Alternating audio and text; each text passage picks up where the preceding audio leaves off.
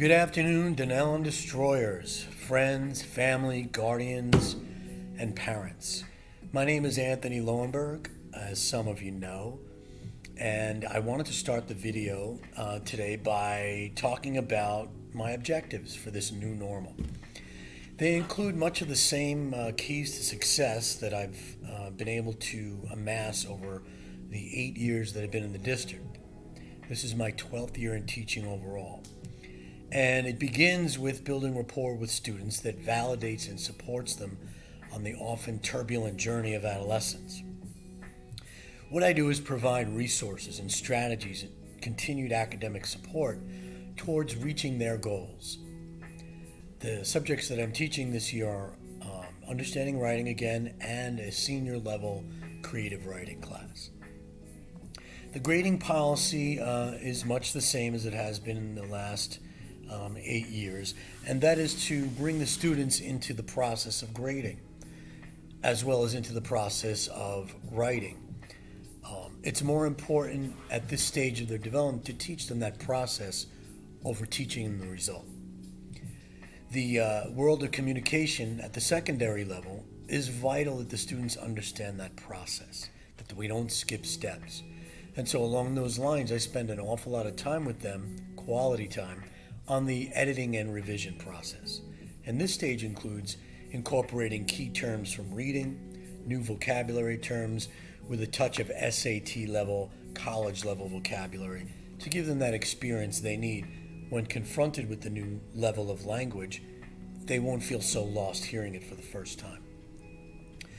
All activities, as you know by now, are conducted on Google Classroom with the Google Meets embedded as a link in each classroom.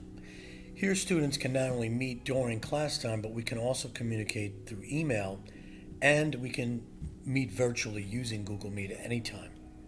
I'm available 24 hours a day through email because I check usually at 11 o'clock before I go to sleep and on weekends.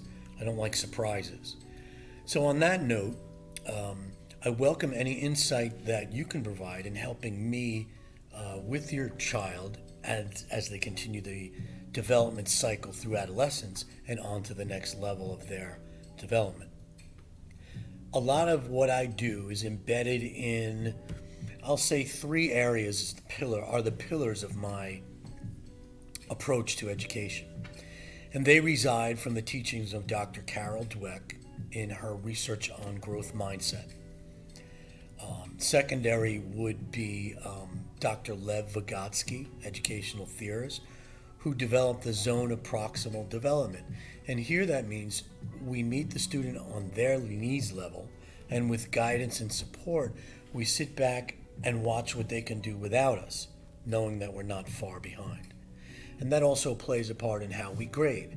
Students are given a rubric, and we define the terms on the rubric so that they can have a sense of their progress as they write.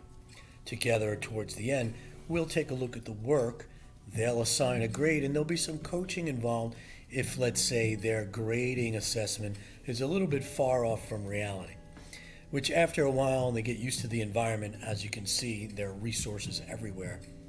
We usually meet at the same spot.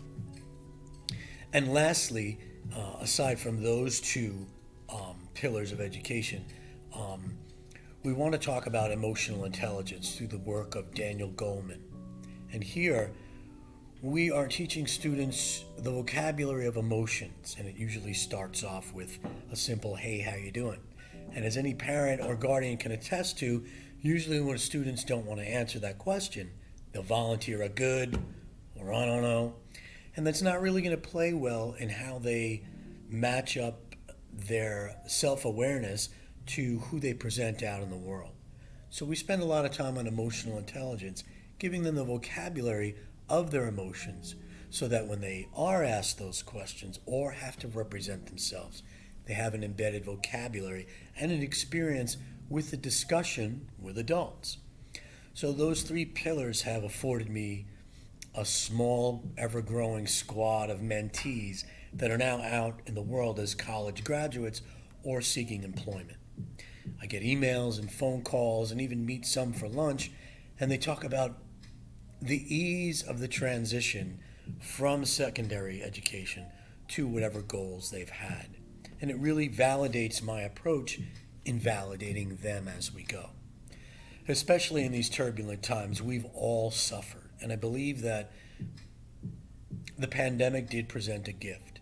Because oftentimes, as an educator, I spend a lot of time trying to convince them of the severity of global events such as 9/11 or the Great Depression or the World Wars or the Civil Rights Movement. And sometimes because they don't have a direct connection to those events, they get bored very quickly.